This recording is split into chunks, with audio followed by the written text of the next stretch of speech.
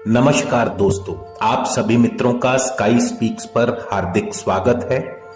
तो आज की चर्चा शुरू करने से पहले आप सभी मित्रों से अनुरोध है कि आप सभी मित्र अपना प्यार दर्शाने के लिए हमारे चैनल को सब्सक्राइब कीजिए और बेल आइकन का बटन दबाना बिल्कुल ना भूलिएगा, ताकि जब भी हम कोई वीडियो अपलोड करें तो आप तक पहुंचे सबसे पहले। तो चलिए शुरू करते हैं जी आज की चर्चा। नमस्कार दोस्तों, एक बार फिर से स्काई स्पीक्स पर आप सभी मित्रों का हार्दिक स्वागत है, हार्दिक अभिनंदन।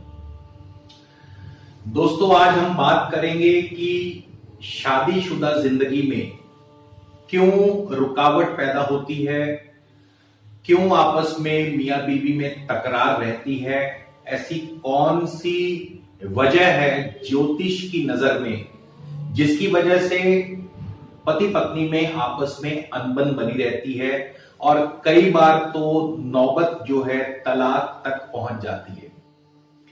आज इसी विषय पर हम चर्चा करेंगे, शादीशुदा जिंदगी के ऊपर, शादीशुदा जीवन के ऊपर। मगर उससे पहले आप सभी मित्रों को बता दूं कि यदि आप मुझसे निजी तौर पर परामर्श लेना चाहते हैं जिस पर कि शुल्क लागू रहेंगे, निजी परामर्श के लिए स्क्रीन पर दिए गए व्हाट्सएप नंबर पर आप मैसेज भेजकर जानकारी मंगवा सकते हैं। तो चलिए बात करते हैं आज के विषय के ऊपर, ट्रबल इन मैरिज, यानी शादीशुदा जिंदगी में कड़वाहट या अनबन या जो भी आप कह लें। तो ये आप देख सकते हैं, दो जन्म पत्रियां मेरे सामने अभी हाल ही में आई।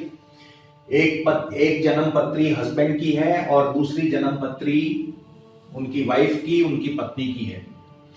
और ये जो जन्म पत्रियां हैं मेरे पास उनकी पत्नी ही लेकर के आई, क्योंकि उनके जीवन में शादी के तकरीबन काफी सालों के बाद भी, लगभग 20-22 सालों के बाद भी उनके जीवन में कड़वाहट बनी हुई थी, बात बात पर अनबन बनी रहती थी। तो आज हम इसी विषय पर चर्चा करेंगे। आप देख सकते हैं कि हस्बैंड का जो जन्म है वो 5 अक्टूबर 1980 रात्रि 10 बजे जंडियाला यानी पंजाब के ही एक गांव जंडियाला में हुआ। वृषभ लगन की ये जन्म पत्री है। और आगे बढ़ने से पहले मैं आप सभी को एक नियम बता दूं। मैंने अक्सर देखा है कि मेरे पास बहुत से लोग, क्योंकि हर आए दिन या हर दूसरे तीसरे दिन मेरे पास शादी से संबंधित ऐसी जन्म पत्रियां अक्सर आती हैं कि जिनमें पति पत्नी में आपस में कलह कलेश रहता है। तो हर दूसरे तीसरे दिन ऐसी जन्म पत्रियां मेरे पास आती हैं और मेरा उनसे सीधा सा सवाल ये होता है कि क्या आपने शादी से पहले आपस में कुंडली मिलान नहीं करवाया? तो उनका जवाब रहता है जी हां, हमने कुंडली मिलान करवाया, लेकिन उसके बावजूद हमारी आपस में नहीं बनती। तो इसका मुख्य कारण यह है कि आजकल कुंडली मिलान जो है महज एक औपचारिकता बनकर के रह गया है। केवल गुण मिलाकर के भावी दंपति के जीवन का फैसला कर दिया जाता है, कोई भी डिटेल में यानी कि गहराई में जाकर के छानबीन नहीं करता। तो आज मैं आपको बताऊंगा कि क्यों, ऐसे कौन से ज्योतिषीय कारण हैं जिससे कि शादी में मधुरता बनी रहती है और शादी में कटु संबंध कब पैदा होते हैं, आज इसके बारे में बताऊंगा। तो हम बात करेंगे सप्तम भाव की, क्योंकि सप्तम भाव जो है वो शादी से जुड़ा हुआ है। तो जब भी सप्तम भाव का संबंध, ध्यान दीजिएगा, खास करके जब भी सप्तम भाव के उप नक्षत्र स्वामी का संबंध जो है दूसरे, तीसरे, 5वें, 7वें और 11वें भाव से होगा, साथ ही 9वें भाव से होगा, तो शादी में मधुरता बनी रहेगी। यानी कि एक बार फिर, सप्तम भाव के उप नक्षत्र स्वामी का संबंध जब भी दूसरे भाव से, जो कि कुटुंब भाव है, तीसरा भाव जो है ये पराक्रम के साथ साथ आपस में सामंजस्य का भाव है। पंचम भाव प्रेम का है, सप्तम भाव स्वयं वैवाहिक जीवन का है, नवम भाव भाग्य का है और एकादश भाव मित्रता के साथ साथ इच्छाओं की पूर्ति का है। तो जब भी सप्तम भाव के उपनक्षत्र स्वामी का संबंध इन घरों से होगा, इन भावों से होगा, तो वैवाहिक जीवन मधुर होगा। इसके विपरीत जब जब सप्तम भाव के उपनक्षत्र स्वामी का संबंध लगन से, लगन जो है वो स्वयं है, यानी कि मैं, यानी कि अभिमान, तो जहां अभिमान होगा वहां प्रेम नहीं होगा। तो जब जब सप्तम भाव के उपनक्षत्र स्वामी का संबंध लगन से,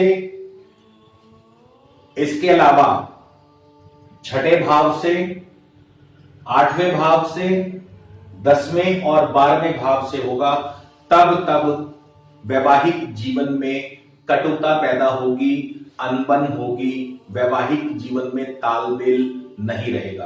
तो चलिए बात करते हैं इन दो जन्म पत्रियों की। सप्तम भाव के उपनक्षत्र स्वामी है शनि, और शनि इस जन्म पत्रिका में आप देख सकते हैं कि शनि हालांकि पंचम भाव में है जो कि प्रेम का भाव है, लेकिन शनि चलित भाव के अनुसार चौथे भाव में चले गए।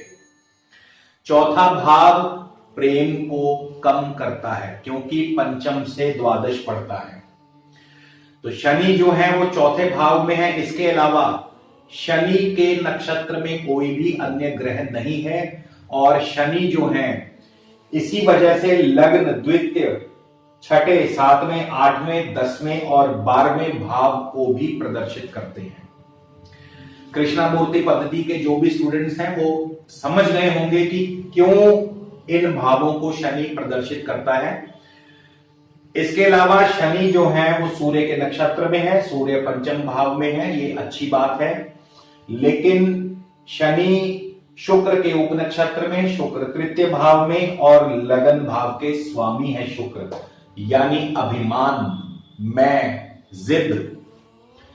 शुक्र की युति चंद्रमा के साथ है, चौथे भाव में चंद्रमा है, आप देख सकते हैं चंद्रमा चौथे भाव में है, यानी प्रेम का अभाव। शुक्र आगे केतु के नक्षत्र में है, केतु नवम भाव में। केतु के राशि स्वामी एक बार फिर से शनि बन गए, और शनि जैसा कि मैं बता चुका हूं पहले, दूसरे, चौथे, छठे, 7वें, 8वें, 10वें और 12वें भाव को प्रदर्शित करते हैं। तो यहां पे सभी नेगेटिव हाउसेस जो हैं वो सप्तम भाव के उपनक्षत्र स्वामी के साथ जुड़ गए। इसके बाद केतु जो है मंगल के नक्षत्र में है, मंगल भी यहां सप्तम भाव में बैठे हैं, मगर चलित भाव के अनुसार मंगल छठे भाव में है, और मंगल इसके अलावा 7वें और 12वें घर के स्वामी भी है, सप्तम और द्वादश के स्वामी है। तो मंगल भी एक प्रकार से छठे और 12वें भाव से जुड़ गए। तो ये हस्बैंड की जन्मपत्री, जिसमें आप देख सकते हैं कि कैसे सप्तम भाव बुरी तरह से पीड़ित है। इसी तरह पत्नी की जन्मपत्री में हम ध्यान देंगे। पत्नी का जो जन्म है 4 मई 1981 सुबह 4:45 जालंधर में हुआ। मीन लगन की इनकी जन्म पत्रिका है। अब इसमें देखिए सप्तम भाव के उपनक्षत्र स्वामी एक बार फिर से शनि है। शनि लग्न कुंडली में छठे भाव में बैठे हैं, मगर चलित कुंडली में शनि, माफ कीजिए, शनि लग्न कुंडली में सप्तम भाव में है, मगर चलित कुंडली में शनि छठे भाव में चले गए। इसके अलावा शनि एकादश और द्वादश के स्वामी भी हैं। तो शनि छठे और 12वें भाव से जुड़ गए। शनि के आगे नक्षत्र स्वामी है चंद्रमा। चंद्रमा भी चलित भाव में लगन में ही बैठे हैं। चंद्रमा चलित कुंडली में लगन में चले गए, यानी कि जिद आ गई, अभिमान आ गया। इसके बाद चंद्रमा का युति योग सूर्य के साथ है। चंद्रमा का युति योग मंगल के साथ भी है। मंगल भी चलित भाव अनुसार लगन भाव में है। इसके अलावा मंगल गलती मत करिएगा, मंगल अष्टम भाव के स्वामी भी बनते हैं। हालांकि लगन कुंडली में यहां तुला राशि है, किंतु चलित भाव अनुसार प्लासिडस की गणना के अनुसार अष्टम भाव के स्वामी भी मंगल ही बनते हैं, क्योंकि वृश्चिक राशि का फैलाव जो है वो अष्टम भाव तक चला गया। इसके बाद शनि चंद्रमा के ही उप नक्षत्र में है। चंद्रमा का जिक्र मैं कर चुका हूं। चंद्रमा आगे शुक्र के नक्षत्र में, शुक्र एक बार फिर लगन में, शुक्र और बुध का युति योग दोनों ही चलित भाव के अनुसार लगन में। यहां पर भी पत्नी की कुंडली में सप्तम भाव का जो संबंध है छठे, 12वें, 8वें और लगन भाव से हो गया। हालांकि द्वितीय, सप्तम और पंचम भाव से भी है, यानी कि प्रेम भी है, आपस में प्रेम भी है, लेकिन जब इनमें झगड़ा होता है तो बहुत जबरदस्त झगड़ा होता है। कई बार तो पत्नी घर छोड़ करके मायके भी जा चुकी है। तो दोस्तों, जितने भी लोग मेरे इस वीडियो को आज देख रहे हैं उनको बता दूं कि केवल गुण मिलान करने से, औपचारिकता पूरी करने से बात नहीं बनेगी।